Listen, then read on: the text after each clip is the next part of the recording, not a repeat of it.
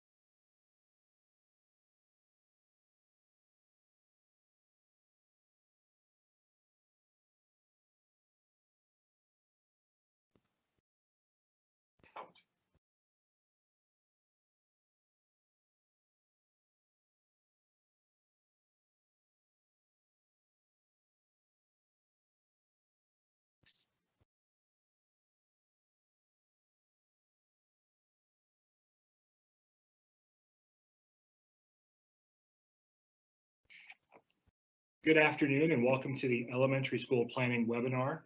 I'm your host, Frank Bellavia.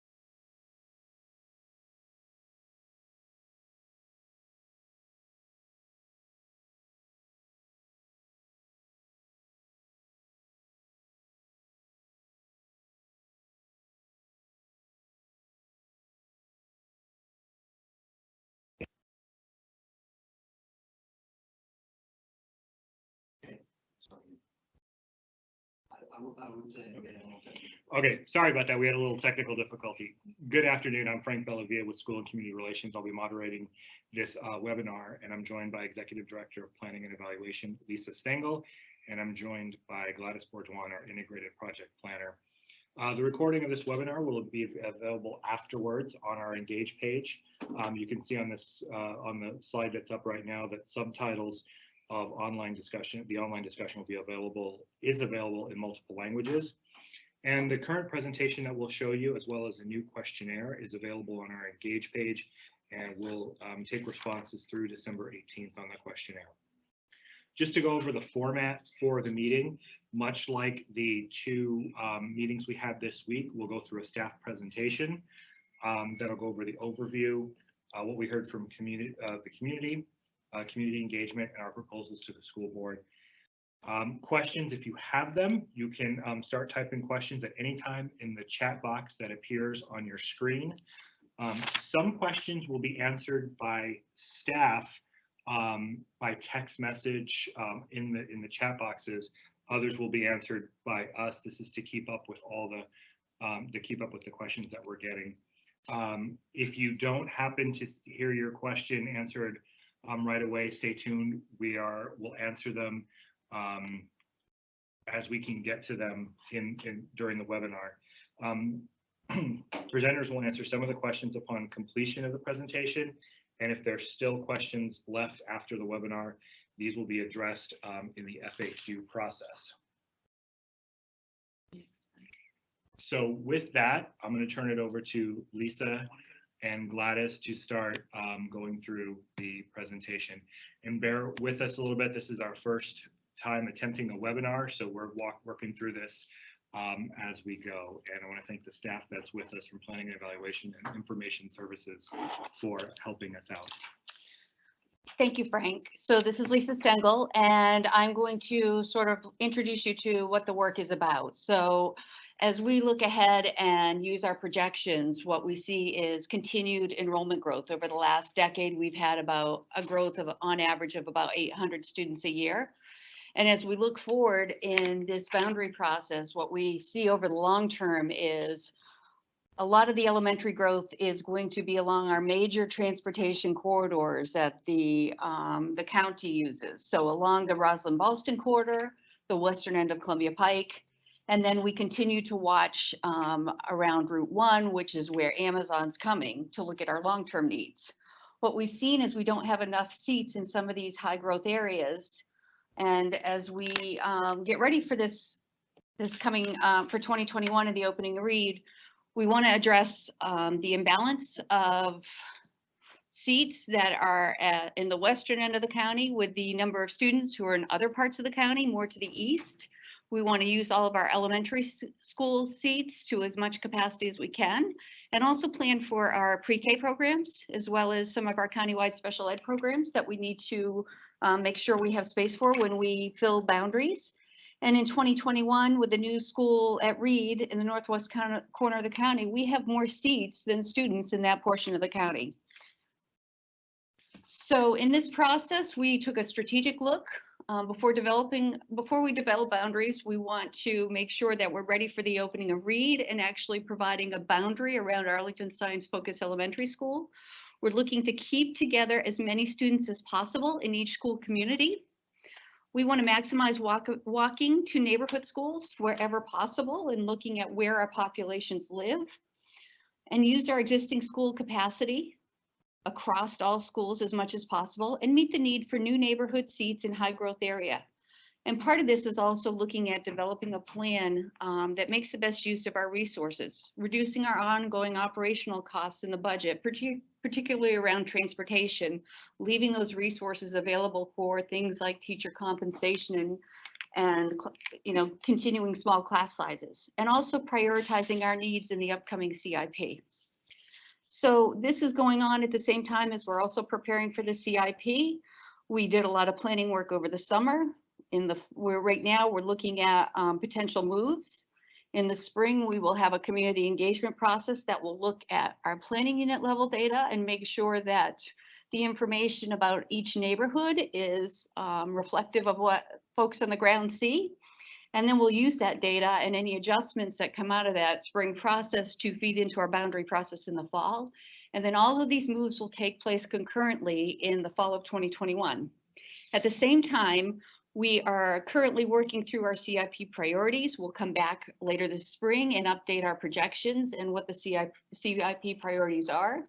The school board will adopt capital improvement plan priorities later this school year, and the bond will include those next fall. So I want to make some points that we saw on some of the initial communication from families about this. This is not a boundary process. Our proposals estimate and use information about the walkability of schools to estimate where it's best to place our neighborhood schools based on where families live and where we can sort of get that most efficiency for our operational needs. So this is not a boundary process. I know a lot of people have jumped into the data that we've made available online and assumed a lot of things about it, but we did not try and go through all of the other policy considerations to really build boundaries for 2021. We were instead looking at the best sites and the combination of sites, knowing that we can't make all of our schools neighborhood schools, and somebody will be using transportation. We are not closing any option schools. If any proposal is adopted, we're assuming all the models continue in the new site as they are in place. And there were some references to the pre-K-12 instructional program pathways. That document is not shaping our work. It's a framework that we'll use long-term planning with our school administrators to actually build a long-term plan, but that'll take a couple of years to do. So what you've been seeing, if you've been following this process, is we started off earlier in the fall posting our representative boundary scenario. This work was done over the summer with instructional leaders from both schools and the central offices. And it shows the challenges that we'll face for 2021 if we only change boundaries. As we look at long extended boundaries and where existing schools are, we want to make sure that we're using our schools as much at the capacity as we can, that we will be here in this process as we try to fill seats and kids live in other places. There will be extensive transportation services required, and a lot of families who currently don't attend one school will be moved regardless of what we do. I think we estimated that 40% of the students would move under this proposal. Proposal 1 has the majority of McKinley students moving to Reed. It has Arlington Traditional School moving to the McKinley building. It has Key Immersion moving to the ATS building, and it has Key becoming a new neighborhood school, alleviating what we saw in our needs for seats in those one of the high growth areas. If this is adopted, neighborhood elementary school students that will be reassigned turn out to be about 23% in the boundary process. And we do get some efficiencies out of that. We also had showed proposal 2, which builds off of proposal 1. In this one, Campbell would move to Arlington Traditional School, the building. Key would move to Carlin Springs. The majority of Carlin Springs students would move to Campbell, and Campbell becomes a neighborhood school in the and the Key building becomes a neighborhood school. So we have two schools that would be switch the neighborhood school status. In this, we see about 20% of our students actually reassigned to another school. And again, we reduced the need for buses. Great, so I'm going to go in through our community input and what we have heard from our community thus far. And I want to emphasize that that continues. Our communications and engagement has been focused on ensuring that the information that we are providing is consistent to, and that the information is provided to all of our families countywide at the same time. This process includes all of our families in Arlington County, and we want to make sure that the messages, our information, all of our data, et cetera, is available to everyone so that everyone has the opportunity to provide us with input. We, I want to emphasize to please visit apsva.us/engage and focus on the elementary planning for 2021 initiative. And you will find all of the information as far as videos and online information sessions that we have had and other materials there, specifically the FAQs, which we continue to post depending on all of the questions that we receive from community members. I do want to emphasize that we have met with APS school ambassadors across the county. Ambassadors are family members who help us with ensuring that all families have access to the information at each one of their schools, and meetings with PTA presidents have also been very helpful in providing us those perspectives from each school and listening to their specific needs. And then we also have met with the other countywide organizations across Arlington to ensure that we provide the information, but most importantly, that we hear the different perspectives to make sure that we have a holistic view of our planning processes. We did put out a questionnaire when we first put our proposal 1 and our proposal 2, and of course, what happens if we leave at all of the schools where they are today.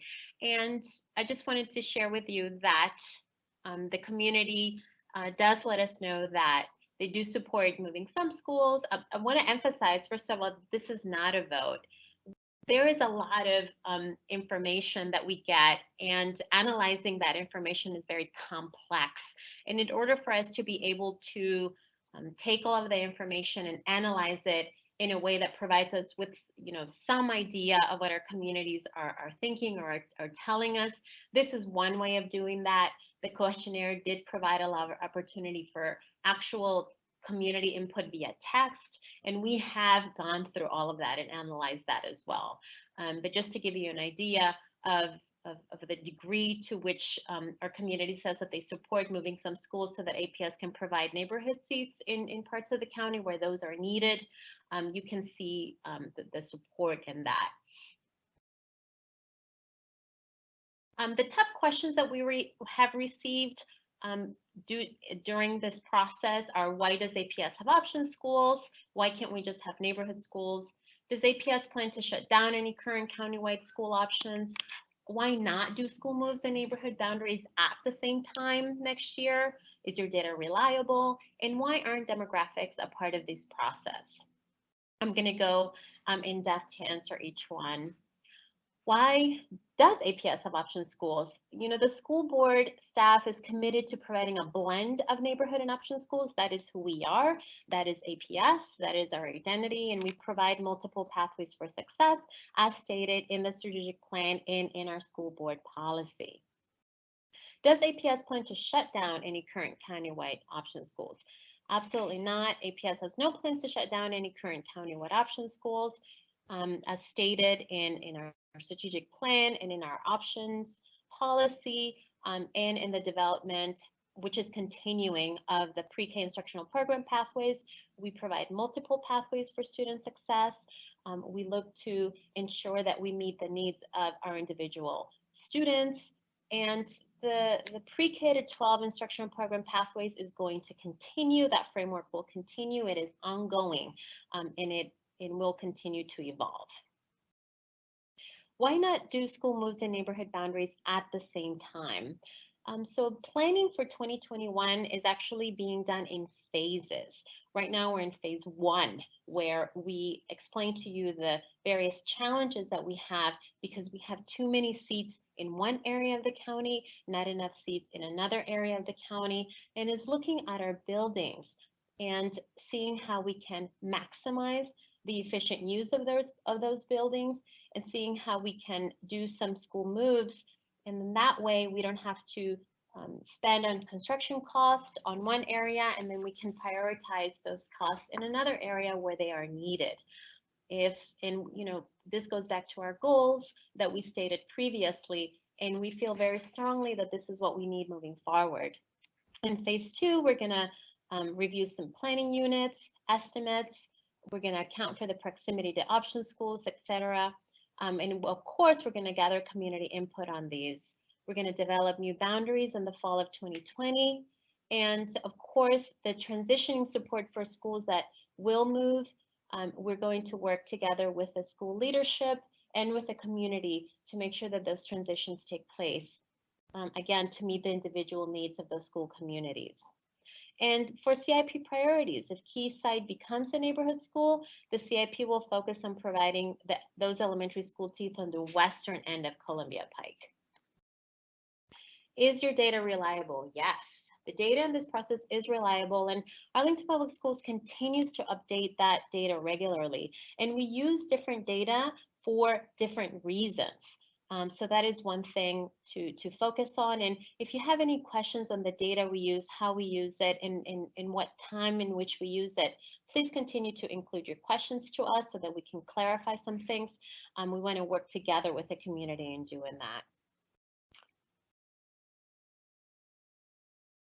One of the things that we did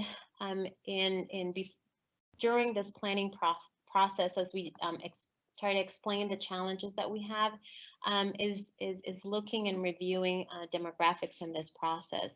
We had initial pre-planning meetings with our instructional leaders where we looked at previous boundaries that we had. We want to make sure that instruction is a focus in everything that we do, and it's a cross-functioning team where we look at different things like operating budgets, but most importantly, how does it impact instruction? In our instructional leaders, we reviewed some of the considerations, specifically demographics, where we look at the percentage of free and reduced lunch, proximity, and efficiency, the efficiency of school buildings.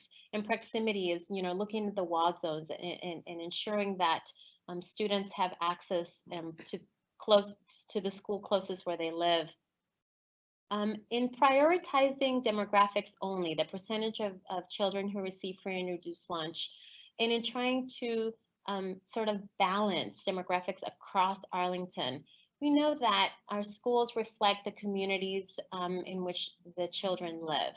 And if we were to create boundaries countywide focused on demographics, we will create islands. We will have a large disruption to our neighborhoods on the western end of Columbia Pike specifically. We will have significant busing from those neighborhoods north and south. And still, even with all of that in transportation, increasing transportation cost, that range of free and reduced lunch was still very wide. And there would be a need to spend more funds on operation and not on instruction. So after reviewing the demographics map with instructional leaders, we prioritize proximity and efficiency in this phase. So we did have other ideas suggested by our community members. Make the new school at Rita an option school, make Nottingham an option school, make Tuckahoe an option school, make Barrett and Barcroft option schools, move immersion to McKinley, and include Claremont as part of the solution. For making you read the new school at Rita an option school, one, the school board's charge to the Reed Building Level Planning Committee has identified Reed as a neighborhood school. It is a very highly walkable community around Reed School. And it would really be fiscally responsible for APS to increase its operating costs by making Reed an option school. Right now, using 2019-20 enrollment, it includes 434 K-5 students who could walk to Reed, and currently those students are being bused to McKinley, to Tuckahoe, and to Nottingham. To give you a comparison, 224 K-5 students actually live within the McKinley's walk zone now. If Reed is an option school, most of those 725 students would be eligible for and continue to be eligible for bus transportation. And that actually goes against our countywide goals that we have specified for the process. And we really have a lack of land for parking our buses, and we cannot just continue to add more busing to our school system. In making Nottingham an option school, right now 72% of current students live in the walk zone for Nottingham, but because Nottingham's walk zone overlaps with Tuckahoe and Discovery, we did review that for a potential option school. It is very difficult to create, so when Nottingham is an option school, it's very difficult to create boundaries for McKinley. McKinley is very close to the walk zones for Reed as well as Ashlawn, and then that continues. Ashlawn is very close to Carling Springs walk zones as well as Barrett. And so because of that, the McKinley boundaries would have to be long to the north and extended all the way far east. And what does that mean? That means that we would have to add buses to drive those students past different schools that they actually are very close to but would not have access to because we're trying to fill McKinley. It's the same thing with Tuckahoe. Right now, where Tuckahoe is located, 15% of the current students live in the walk zone. However, additional planning units have been identified when we did work this last spring during the walk zone review with families. Well, Tuckahoe's walk zone could be expanded. The thing is that, again, the same thing happens because of the need to fill McKinley, because all of those schools are so close to each other and we have so many seats up there, is that we would extend those boundaries and we would not be able to make sure that students have access to the schools closest to them, again, because we're trying to fill McKinley. Barrett and Barcroft option schools were also considered during the summer 2019 planning meetings with our instructional leaders because both of those neighborhood schools have a high number of native Spanish speakers. So in trying to see where immersion could potentially be located, we did look at those two schools. Those schools are very highly walkable. Barcroft has 64% of its students in the walk zone and Barrett has 82% of its students in the walk zone. And we really need those seats where those schools are located. And so that's why they weren't looked at. And when we looked at the three schools, Carling Springs, Barrett, and Barcroft, because those have a high number of Spanish speakers, in our proposal 2, and that's why we chose Carling Springs as a potential school to be moved. Just to give you an idea of how we looked at demographics, those are the percentage of Spanish-speaking students for the schools that we looked at. And then the map on the right shows you visually where the concentration of our Spanish speakers are. In moving immersion to McKinley, we chose Arlington Traditional in Proposal 1 because it's a central location. It's accessible via George Mason Drive to Barrett and Barcroft. Barrett and Barcroft have high numbers of native Spanish-speaking students, and placing immersion at the McKinley site, it would place that countywide program even more further away from any Spanish speakers than either of the two proposals. So this is why we didn't choose McKinley as an option site for immersion. Claremont is not included in this particular school move process because as far as, trying to use that building efficiently, we do have neighborhood seats adjacent to Claremont, and that's why it wasn't part of that solution in trying to utilize building efficiency. But of course, they will be a part of the future conversations to explore opportunities to support support the immersion program as we continue to grow. At this time, staff is not recommending any new proposals for the school board consideration. So let's talk about the proposals that are moving, the proposals that we put on the table. So staff will not recommend proposal 2 to the school board in this process. We're taking that one off the table. As we got feedback from the communities about this proposal and some of the concerns they raised about moving a neighborhood school into a smaller, older building, and we concurrently worked on our facilities and student accommodation plan in preparation for the upcoming CIP. We know this is an area where we're actually looking at opportunities to redevelop, expand, or add 3 smaller buildings on that western end of Columbia Pike. So we believe, since a new school could not open, at least for 4 or 5 years, there is more time to have a conversation around Campbell, Carlin Springs, and the other schools in that area of the county. We are recommending that the school board adopt proposal 1. That will keep more McKinley students together. 40% of the McKinley students today live in Reed's walk zone. The majority of students would move together to Reed with the principal, the staff. It allows boundaries that maximize walking to neighborhood schools as much as possible. It allows about 100 more students from the wait list, including siblings, to enroll at ATS. It places immersion in a more central location and more accessible to Spanish speakers. It creates neighborhood seats in high growth areas, especially for Roslyn. As we know, Science Focus today is at 130% capacity utilization, and it allows the upcoming CIP to focus on the high growth area of Columbia Pike. So on Monday night, we'll hold a community meeting in Spanish at Kenmore. And then on January 9th, staff will present its proposal to the school board as an information item. On January 30th, the school board public hearing will be held on the final proposal.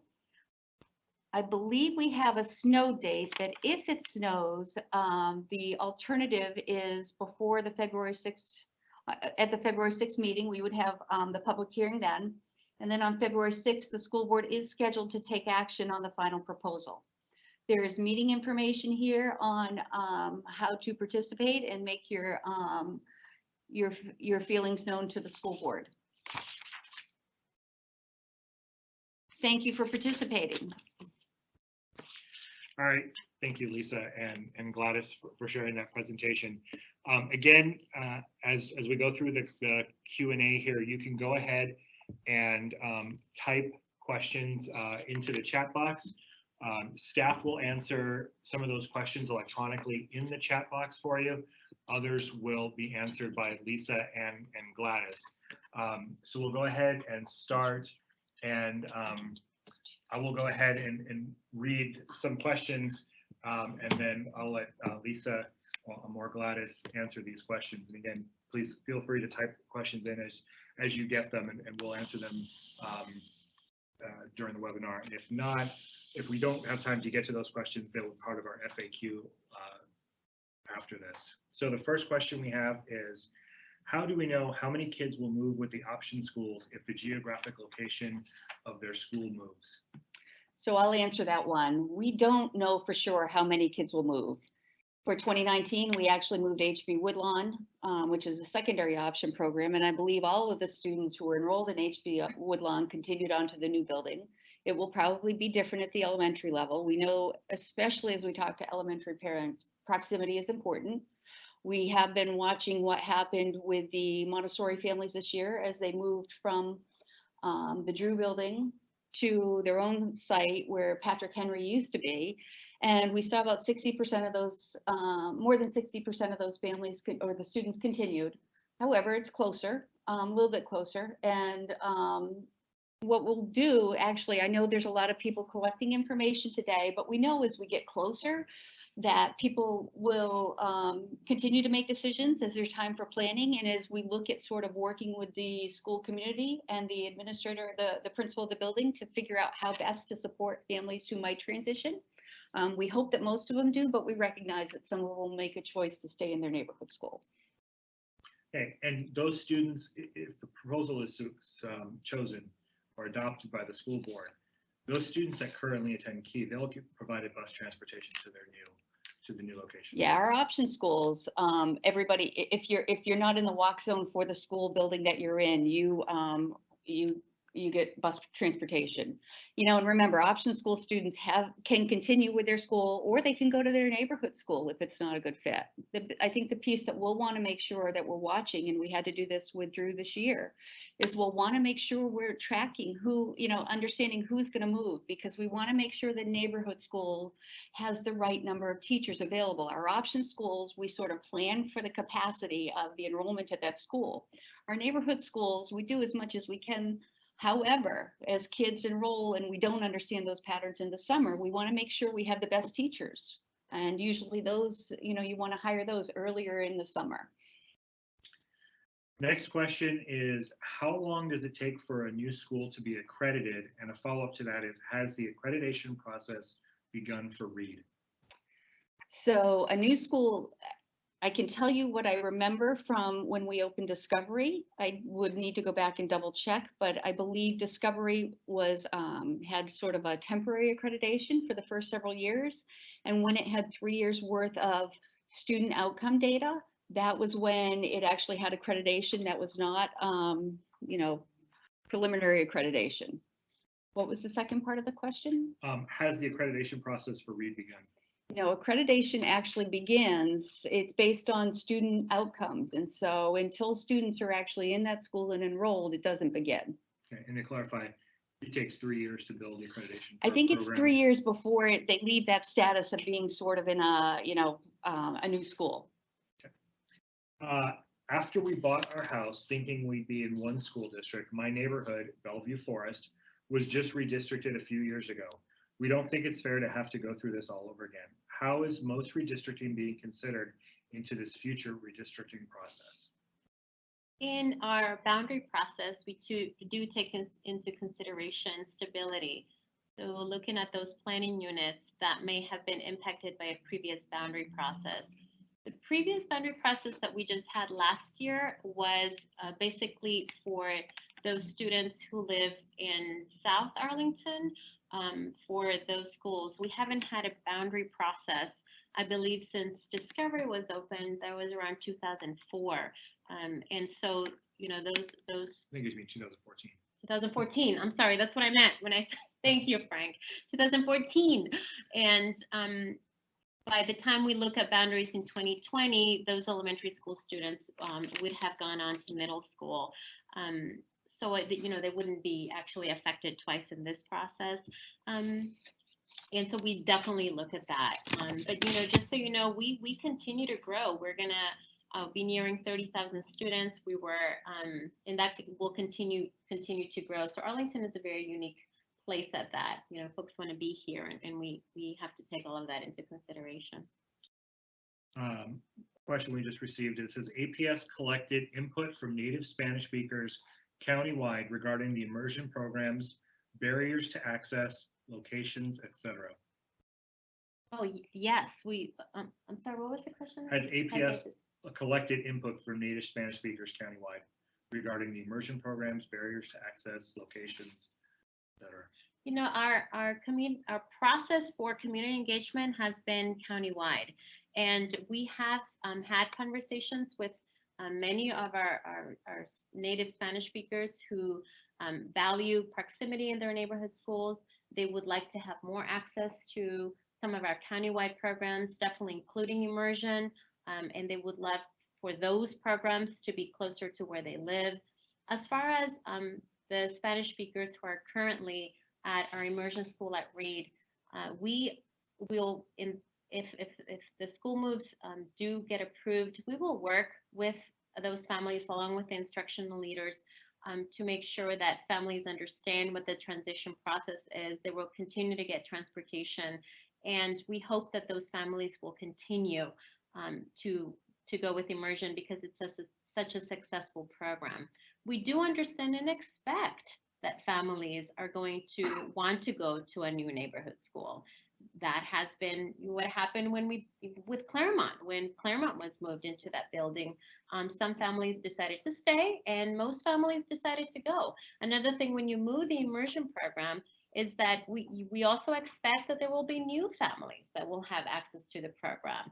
So we want the program to continue to grow in this unique environment that Arlington lives in, is that we continue to grow and grow and grow and grow. So we're trying to make sure that our programs continue to be successful, making sure that all countywide families have access to the program. So that is really what we're trying to do. Thank you, Gladys. Can you provide additional details about why Carlin Springs isn't being considered for immersion? Carlin Springs at this time is not being considered for immersion. I think as we plan for the upcoming CIP, we know that we actually are doing site studies on swing space at the Virginia Hospital Center site. We're looking at the potential to redevelop or add on to and update Barcroft, Campbell, and Randolph. We don't know which site is going to make the most sense. We don't know if we're going to have enough money for any of those projects.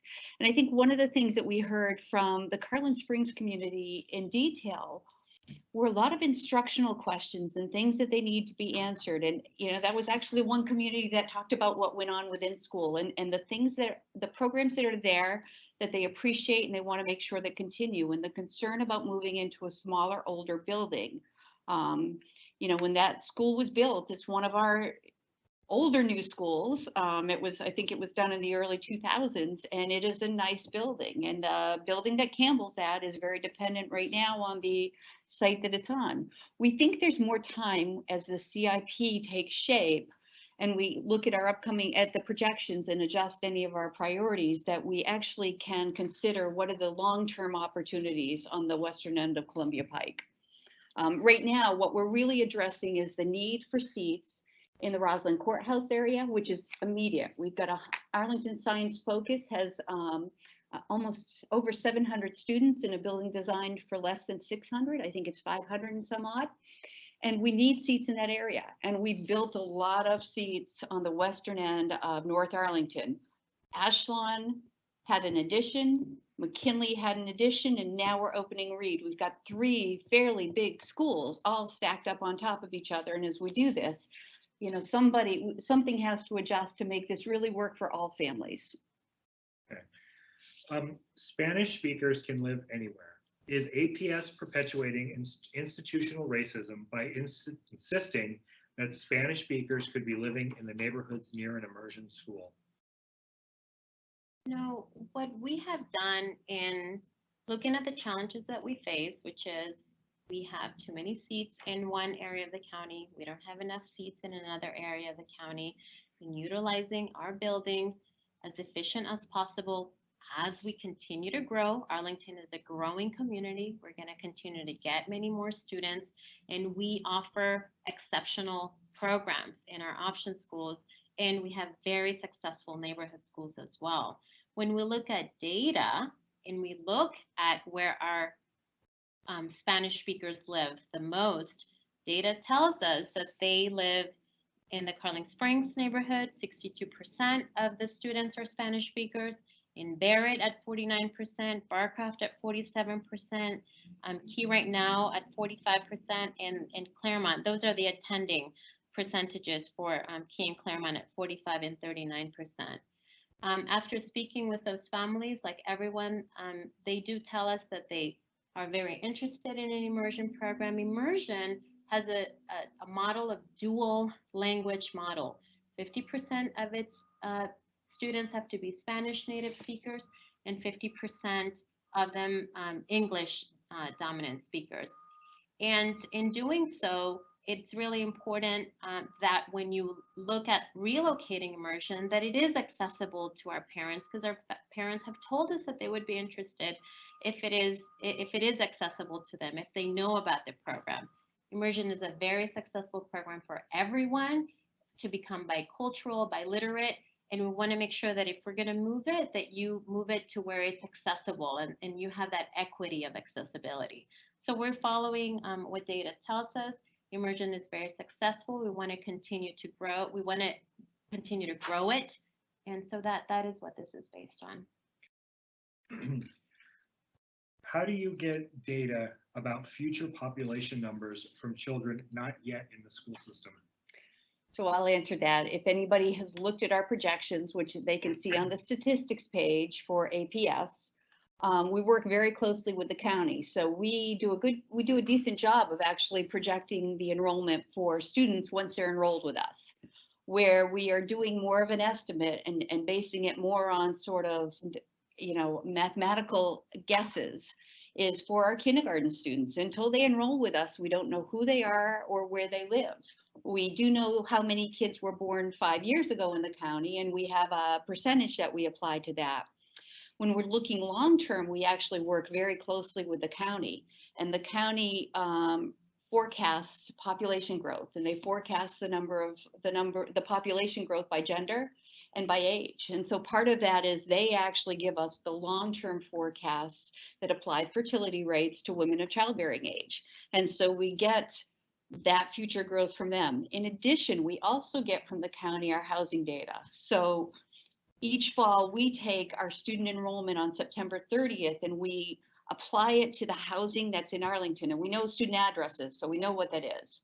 In addition, the county gives us new properties that are being built and expected to come online during that 10-year window. And so for those, we look at the housing type. If it's a single family home, we know we get almost a half a student from every single family home. And we apply those student generation factors by housing type to the additional housing that's coming on. I know in some of our neighborhoods, we see older houses being torn down in a new house. That's not what the county considers new housing. New housing is really, as you look along the metro lines, and we're building these big buildings with elevators and some of the committed affordable housing that's coming online. Those are the new ones, the ones that have not opened yet. McKinley is overcrowded and one of the highest in terms of student population. If most of McKinley moves together, plus other planning units, how will you avoid overcrowding? When we build boundaries, we'll actually be working with the capacity of the school. I've mentioned a couple times that we met in other meetings that we met earlier this week with our elementary principals. Part of the planning work that's going on in their end is to right now identify sort of the needs of their neighborhood. Do we need pre-K in their neighborhood ahead of the boundary process? We want to allocate some space within the building for pre-K. We also are looking at some of the recommendations from the evaluation of services for students with special needs that just came out. And we're looking at some countywide special education needs that we want to plan for as well. So by the end of the school year, the elementary principal group, it will have looked at the capacity at each school and identified classrooms that we exclude from the boundary process. So that remaining capacity will be what we do for the boundaries. It may not be all of what it is. So McKinley at 800 kids could not move into the building. I think the building at Reed is 750.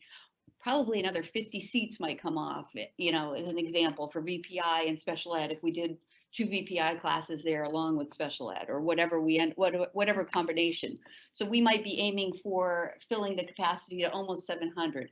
And as much as can, we want to build in a little buffer room. We know that, again, we don't know where those kindergarten kids are coming online, and we see differences every year. And sometimes that is the class that's a little bit higher, where, this year at Abingdon, we had 7, I think we have 7 kindergarten classes. Please provide more details about why McKinley can't be the immersion school. We are talking about a distance of 2 miles, and McKinley is accessible via Wilson Boulevard, another critical route comparable to George Mason. So actually, part of our recommendation also looked at the current applications for both ATS and for the immersion school for Key. ATS, we know we can fill on day 1 at McKinley. Immersion, we know that we are not getting the balance of, we're not getting our Spanish speakers in the options. And so part of what we've heard from families as we talk to them is proximity. And so as we looked at proximity in the 2 option schools that were part of this, those things were factored into the decision not to put immersion at McKinley. Okay. Another question coming in is, environment has an impact on learning. Has APS conducted research about the socio-development impact of school relocation for elementary age students, and how do you plan to aid in the adjustment of students and staff? We haven't studied it. We've actually just lived it. We've done a lot of moves this year with the opening of new buildings. And so we know that really what goes on within the school is what makes things work.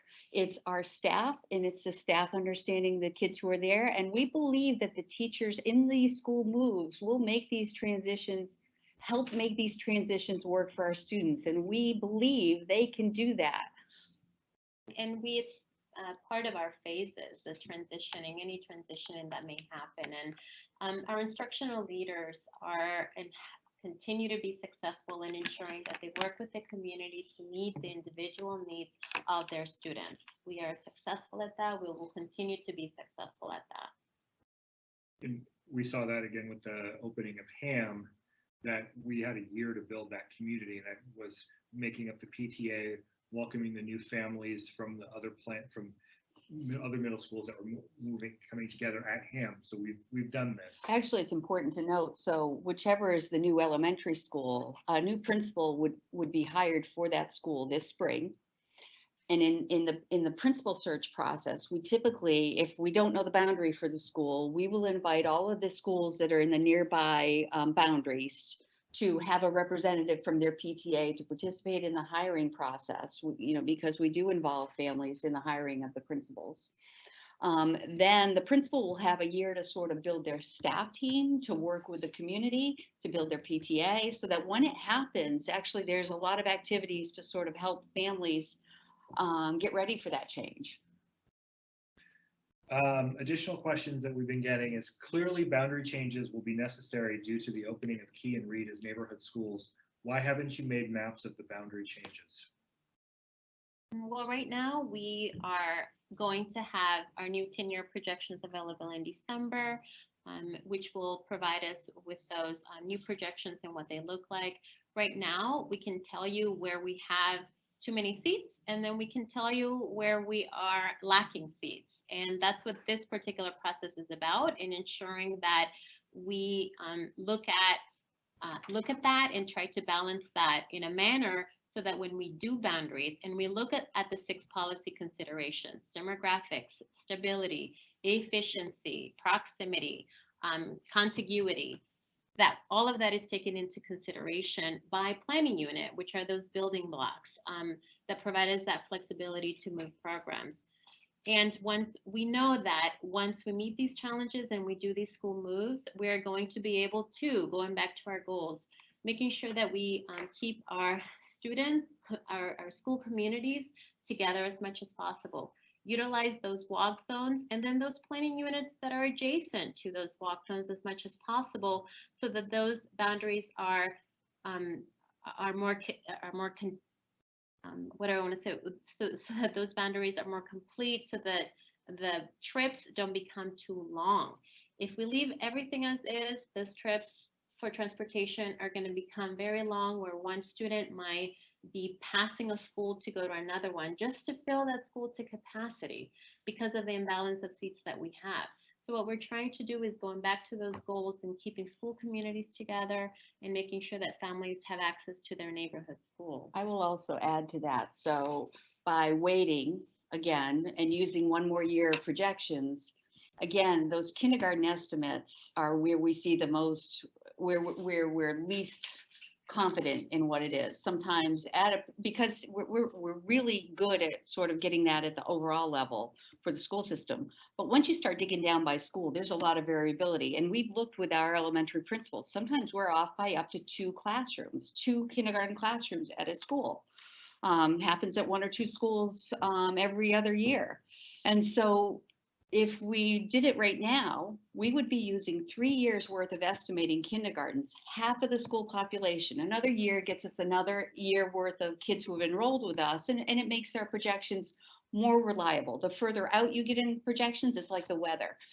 Something happens and it adjusts, and we don't quite, we want to make the tightest estimate that we can, and having more data makes our boundaries, a little bit stronger. If the immersion program closes at the current Key building, Will APS move science focus to the building on Key, or will it open an entirely different school? We're actually in this process considering Key to be the new neighborhood school. I believe the science focused community has known this is coming for a long time. They've been asking. Currently, it sits outside of its boundary. Key sits within the science focused boundary, but is an option school not available to the neighborhood. Science focus sits to the west, and the families around, some of them who got in before we cut off, had to cut off transfers because of the the over enrollment. The neighborhood around it wants to go in there. They've been talking for a very long time about what this looks like, and they know that in any scenario they're changing. And where we've gone on this is science focus would stay where it is, and Key would be the new school. If I can see Swanson from my kitchen window, is it safe to assume that my kids may not be zoned for that school in the future, given the proposal of what is happening to Walkers at McKinley? Same applies for the high school level of these children. I mean, we continue to grow in Arlington, and looking into the future and planning for the future. We are going back to those goals, trying to make sure that we maximize our school buildings and that our families have access to their neighborhood schools and continue to offer option schools. So because we're going through this process right now, could it apply to middle or high school? It's a possibility in the future as we continue to grow. If this is not a boundary process, why are you saying that the reason the option program can't be at Tuckahoe because we can't make boundaries for McKinley? If you are not looking at boundaries, how do you know this? If you are looking at boundaries, why are you not looking at the boundaries for the other two schools affected by Reed, Tuckahoe and Nottingham? They are under-enrolled to start and moving kids to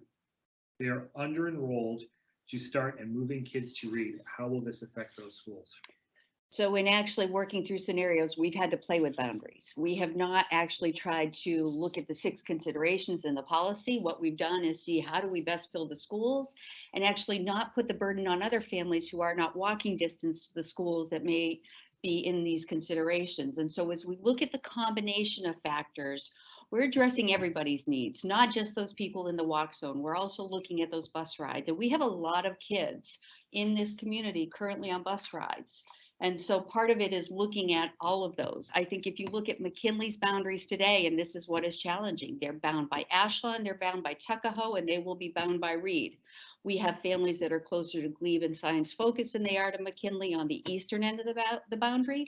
We have families that are on the opposite side of Reed who would have to go past Reed to get to McKinley. So as we look at it, we just cannot make those large schools that are clustered together work as 3 neighborhood schools.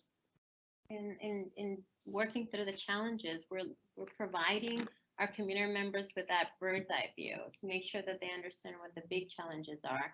And we're planners, and so we have to explore what those might potentially look like. And we have been very transparent in putting out our information and how we did that. After the school change, will there still be specific schools that lottery into Claremont and the Key program as they are now? Will they be the same schools or will they change? We'll actually be working with the immersion principals on that, on setting up a plan for when we can actually address that. Right now, we have an imbalance of feeders and we need to do some adjustments. However, I think the current feeders sometimes, tie our hands. So we want to be getting some helpful ideas from them on how best to make it work. If the immersion school at Key does not move, APS has developed a representative scenario. Has it developed such a representative scenario using enrollment projections? Does it exacerbate the challenges APS has already identified? The representative boundary scenarios, again, we're looking at previous data that we had and looking to see what the challenges were. We didn't use the 6 policy considerations in doing that. Again, it was to show where we have more seats and was where we needed the more seats, and to show the imbalance of where the seats are located. What we tried to show in the boundary scenario is if there are no school moves, that would mean more transportation, which would add to our operational cost. Longer trips for many of our students, most of our students countywide. And so it was utilizing utilizing our buildings efficiently. That's what the boundary scenario represents. And I would add, we're getting ready for another budget season. Our enrollment continues to grow. Hopefully, we're seeing in the projections, it's not growing at the same pace, but it is continuing to grow. Our budget is not growing at the same pace. Last year, because we weren't able to find cuts within our budget, we had to increase class size. And this community has valued class size. Our school board has as well. And so as we look at the competing demands, the one place that APS is going to have to look is how do we reduce some of those operational costs? And transportation has a significant annual cost, not only for families in getting to school, but the cost for operating a bus, hiring bus drivers, and even buying land as we have to add additional buses. So we looked at this, from the big picture. How does it impact our budget for the long term? So that maybe if we can free up some of that dependence on transportation in places where we have lots of kids, and right now no neighborhood seats to serve them, can we actually sort of find some savings that can be used for things like giving our staff a raise, or keeping class sizes low and manageable, and really addressing the social emotional needs of our kids? Our goal in this process was to allow schools to continue doing what they do inside those walls, but that we look at what happens as we get kids to and from school and make better decisions that allow us to do these things that, really do have an impact on students. Neighborhood schools matter more than option schools. Why don't you consider closing option schools to adjust to Amazon coming in? We are a school system of neighborhood schools with some options. We have offered options for over, I think 35 years. Option schools are very successful, and they do provide those different options for our families. And our families are very happy. We will continue to offer them. They're in our strategic plan. They're in our policy. So we have to continue to offer those, as well as our neighborhood schools, and ensure that students have access to the school closest to them that is a neighborhood school, and continue to offer options. I would just add, we are not planning for Amazon. Amazon, one of the reasons why they selected to come here is because of our schools. They see the value in our education system. We hope to partner with them.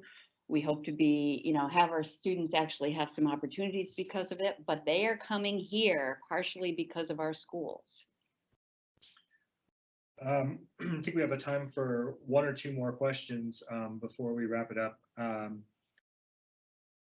Why are you adjusting planning unit data after moving schools, and how is the data reliable in this scenario?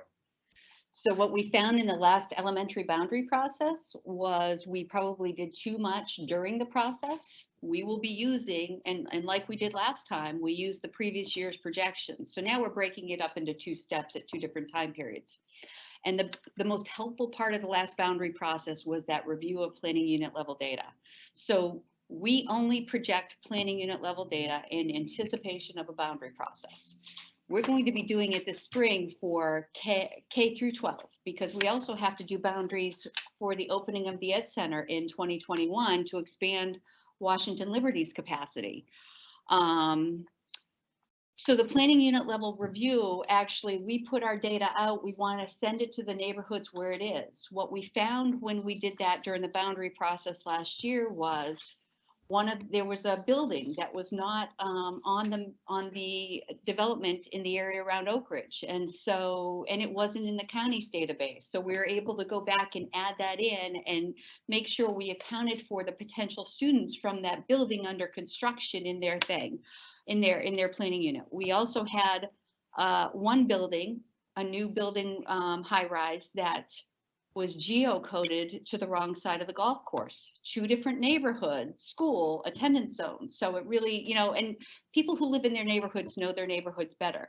We can take those adjustments and actually get that ready over the summer, along with the information that's coming from our elementary principals and the information that's coming from our high school principals in preparation for the high school. So that when the fall comes, we're focusing on just the second part, which is what are the boundaries, using that data that we've already gone through.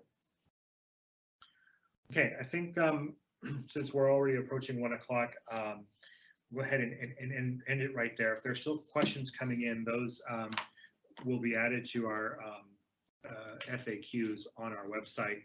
I want to thank both of you for taking time to sit here and answer these questions. I also want to thank our planning and evaluation staff who've been helping us compile the questions as well as answering some of the questions in our chat room, and for information services for being here to help us with the technology for this. Again, you can see a recording of this webinar and more on the initiative on our Engage page. And some dates coming up. We have a community meeting on Monday, the 16th at Kenmore. It starts at 7 p.m. That meeting is going to be in Spanish with simultaneous translation into English. So we want to let you know about that. The questionnaire will be open until the 18th. So you can take time to fill out that. We want to hear from all of our school communities about this. And then again, the timeline for next steps. Staff will present the final revised proposals to the school board as an information item on January 9th. On January 30th, the school board will have a public hearing on those proposals. As Lisa mentioned earlier, if it happens to snow on that date, which we don't want to see any snow, the public hearing will be moved to February 6th, the day that the school board is scheduled to take action on the final proposals. Meetings for the school board, again, are at the Syphax Education Center on Washington Boulevard. And again, you can find all this information on our Engage page at apsva.us/engage. Thank you for taking time to send in your questions. Enjoy the rest of the day and have a great weekend. And we'll see those of you who are coming out on Monday.